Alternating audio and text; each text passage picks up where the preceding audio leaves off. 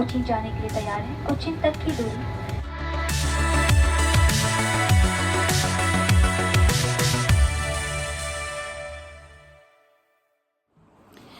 Hello everyone, welcome back to my channel. कैसे हैं आप सभी? आई होप आप सभी बहुत ही अच्छे होंगे। तो गाइज, आज मैं आपके सामने एक बहुत ही इम्पॉर्टेंट और ब्यूटीफुल टॉपिक लेके आई हूँ, how to become a cabin crew. Cabin crew और एयर हॉस्टेस दोनों सेम होते हैं। सबसे पहले तो मैं आपको ये बता दूँ, क्योंकि बहुत से छोटे शहरों के लोग जिनको एक्चुअली में नहीं मालूम है ये सब चीज़ें। जैसे मुझे ही ले लीजिए, मैं भी एक बहुत छोटे शहर से आती हूँ, और जब मुझे बनना था एयर हॉस्टेस तो मुझे सिर्फ एयर हॉस्टेस ही मालूम था, कैबिन क्रू पता ही नहीं था क्या होता है।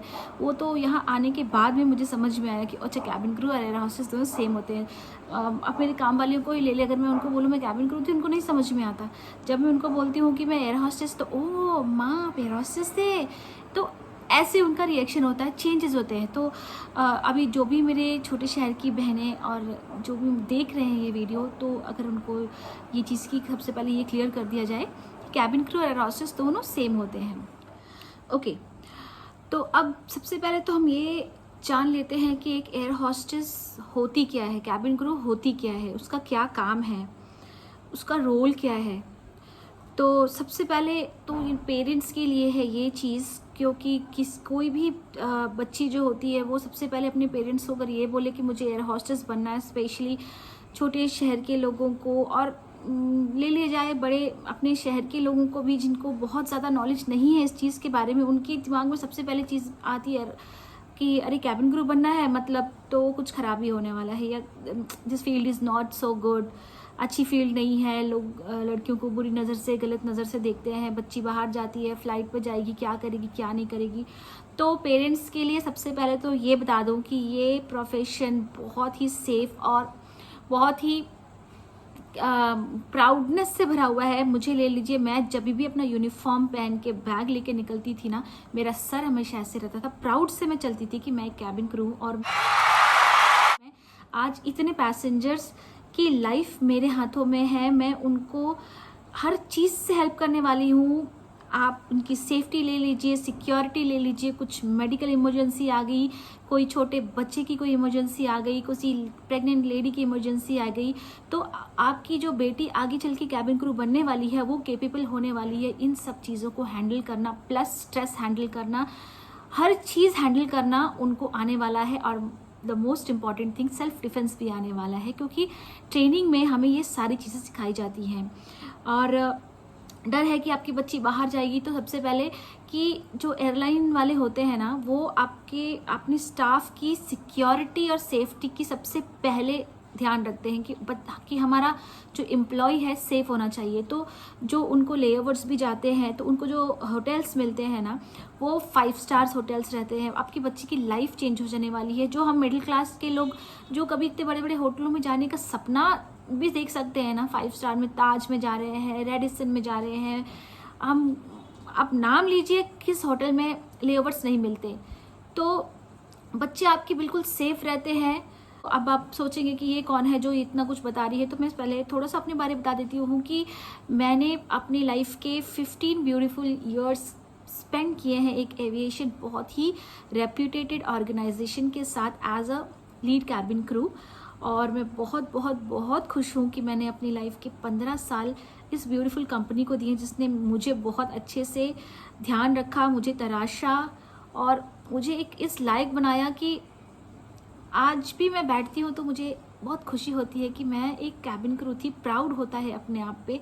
अब मुझे थोड़ा ब्रेक लेना पड़ा, क्योंकि माँ बन चुकी हूँ और मेरी भी एक छोटी सी प्यारी सी बच्ची हो गई है जिसका ध्यान मुझे रखना है। तो फॉर अ टाइम बीइंग मैंने ब्रेक लिया हुआ है। यू नेवर नो, थोड़ी मेरी बेटी थोड़ी सी समझदार हो जाए, बड़ी हो जाए, तो I may join back, I don't know, but as of now I have taken break for some time. तो फिर मैंने सोचा कि ब्रेक लिया ही है तो मैं क्यों ना इस चीज़ के बारे में थोड़ी बात कर लूँ, कि लोगों को बता दूँ कि ये एक्चुअली चीज़ें होती क्या है। तो अब मैं आपको ये भी बता चुकी हूँ कि कैबिन क्रू क्या होती है, उसका रोल क्या होता है। उसका रोल ये होता है कि एक बार आप कैबिन क्रू बन गए तो आपके फ्लाइट पे जितने पैसेंजर्स आ रहे हैं, 180 आ रहे हैं, 350 आ रहे हैं, जितने की भी आपकी एयरक्राफ्ट की सीटर है, उस सारे पैसेंजर्स की लाइफ की हर चीज़ की रिस्पॉन्सिबिलिटी आपकी है। किसी मेडिकल इमरजेंसी की रिस्पॉन्सिबिलिटी आपकी है, उनकी सेफ्टी सिक्योरिटी की रिस्पॉन्सिबिलिटी आपकी है।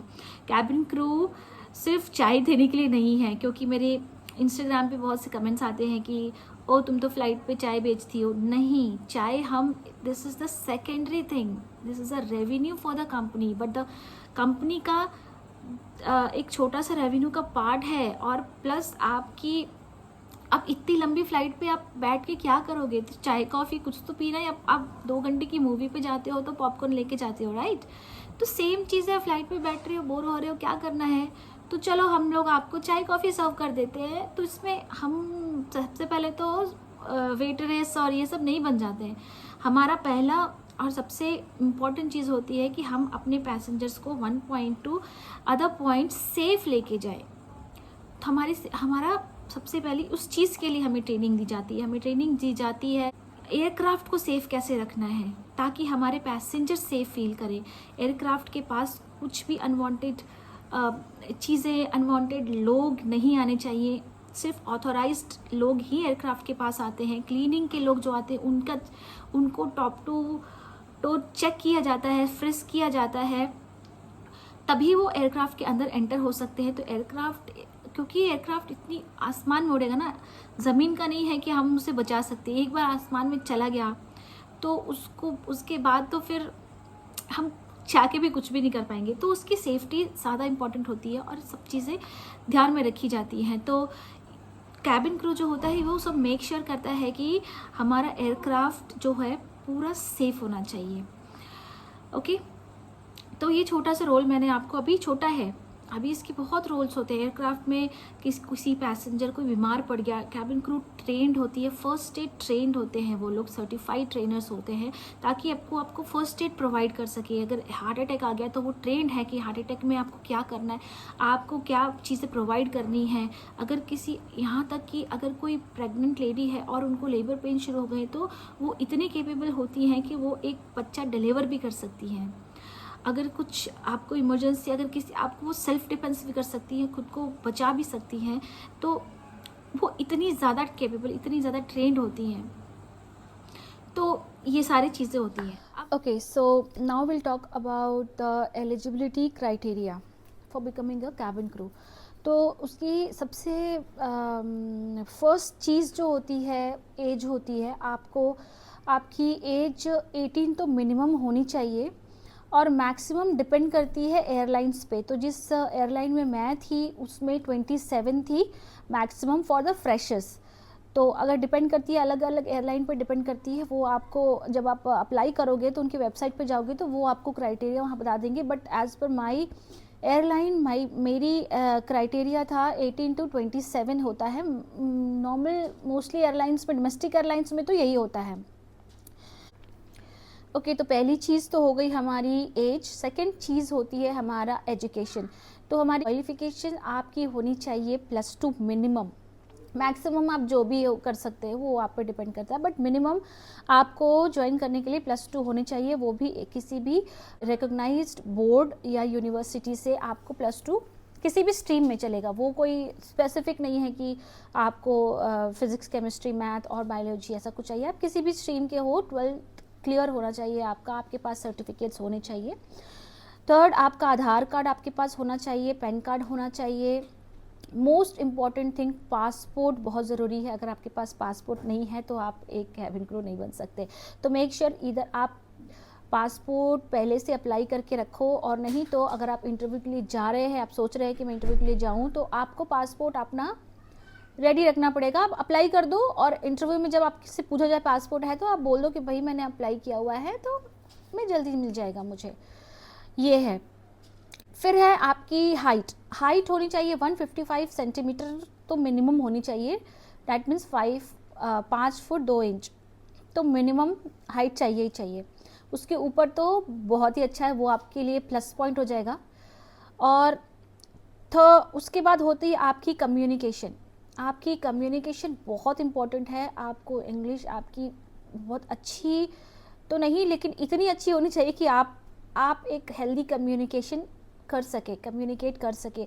अदरवाइज़ नॉर्मली आपको बोलने का तरीका, आपको वो सब ट्रेनिंग में सिखाया जाएगा, बट आपको बोलना आना चाहिए, कॉन्फिडेंस दिखना चाहिए वो चीज़, ठीक है। Communication is very important. अगर आप सोच रहे हैं फ्यूचर में जाना कि आपको कैबिन क्रू या एयर होस्टेस बनना है, तो आप अभी से ही, मैं तो कहूँगी कि आप क्लासेस लेना शुरू कर दो।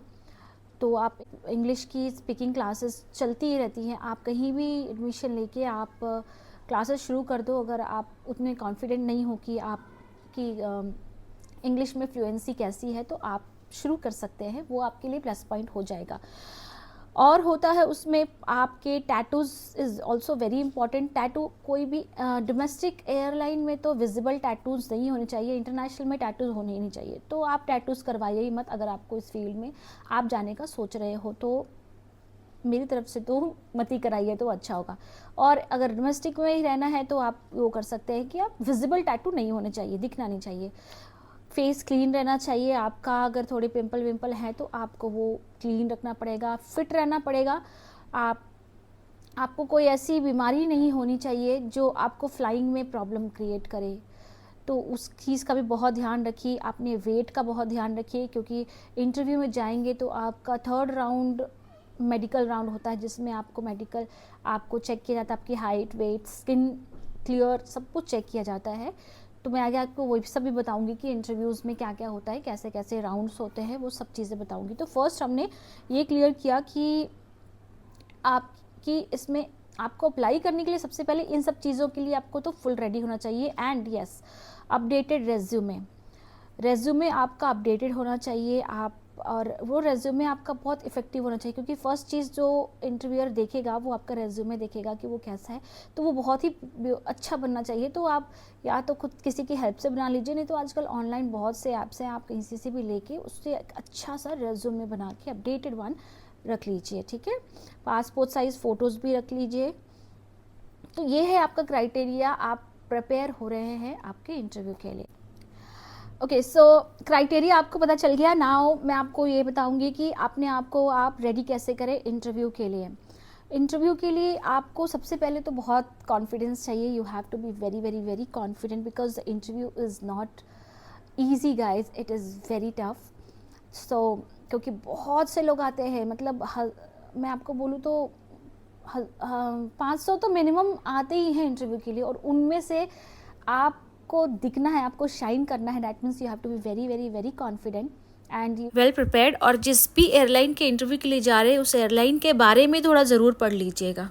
चीज़ के लिए रेडी होने के लिए तो आपको घर में भी तैयारी कर सकते हैं आप, और या तो अगर आप नहीं है तैयार, आपको माहौल वैसा नहीं है घर में, जैसे आपकी कम्युनिकेशन और आपको वॉइस वगैरह ये सब चीज़ें, अगर आप कॉन्फिडेंट नहीं है कि आप इतने लोगों को फेस कर सके, तो आप कोई भी इंस्टीट्यूट जैसा होता है ना, फ्रैंकफिन इंस्टीट्यूट या ऐसा कुछ भी, कुछ टाइम के लिए आप जा सकते हैं। वहाँ पे आपको सिखाएंगे नॉर्मल चीज़ें, एटलीस्ट आपको एक आइडिया हो जाएगा, है ना, कि ये चीज़ होता क्या है। ये आप अचानक से चले जाओगे तो आप कंफ्यूज हो जाओगे, अरे ये क्या हो रहा है, ये सब क्या चीज़ें चल रही है। क्योंकि हम 18 साल की एज बहुत छोटी एज है, उसमें अगर तो आप बहुत ही ज़्यादा स्मार्ट हो, that is a different thing. But अगर आप में थोड़ी सी भी आपको लग रहा है कि यू आर नॉट कॉन्फिडेंट, और अगर आपको लग रहा है कि पता नहीं कैसे मैं करूँगी, इतना भी है, तो आप कहीं भी ज्वाइन कर ली, किसी भी इंस्टीट्यूट को, एविएशन इंस्टीट्यूट बहुत से, आप गूगल करेंगे तो आपको बहुत मिल जाएगा। मैंने फ्रैंकफिन ज्वाइन किया था बिकॉज मुझे एक्चुअली, जैसे मैंने बताया, मैं छोटी सी जगह से, छोटे शहर से आई थी, मुझे कुछ भी नहीं मालूम था, बस था दिमाग में एयर होस्टेस बनना, कैसे बनना, क्या करना, कुछ भी नहीं मालूम था।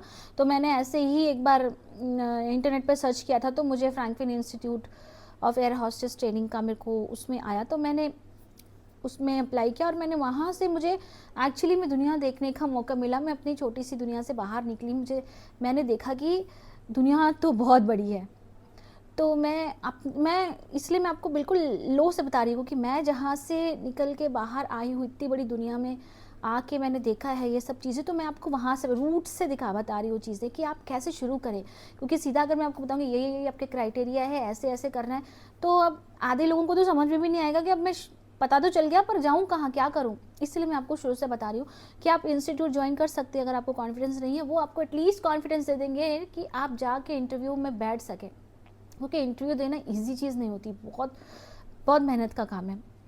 फिर वहाँ से अगर आप कर सकते हैं तो इट्स ओके, अगर नहीं कर सकते तो आप डायरेक्ट इंटरव्यू के लिए भी जा सकते हैं। वहाँ पे आपका अपना इंटरव्यू में जाने के लिए सबसे इम्पॉर्टेंट चीज़ है ग्रूमिंग। आपकी ग्रूमिंग परफेक्ट होनी चाहिए। आपका 70% तो आपका ग्रूमिंग ही आपका काम कर देगा। अगर आप वेल ग्रूम्ड है, बहुत अच्छी से ग्रूमिंग की हुई है, आप ब्यूटीफुल दिख रहे हैं, तो आप इंटरव्यू में आधे तो ऐसे ही क्लियर कर लेंगे।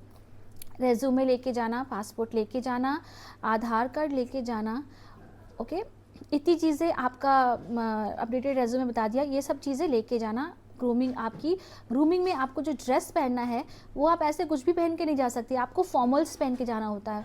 फॉर्मल्स में आप स्कर्ट पहन सकते हो या तो आप ट्राउज़र और शर्ट पहन के जा सकते हो, पर प्रेफर करूँगी स्कर्ट पहन के जाओ, उसमें बहुत स्मार्ट लुक आता है। क्योंकि आप कॉर्पोरेट वर्ल्ड के लिए तो नहीं जा रहे, आप कैबिन क्रू बनने के लिए जा रहे हो, तो उसका लुक एक स्कर्ट में जाओगे ना, एक अलग ही लुक आता है।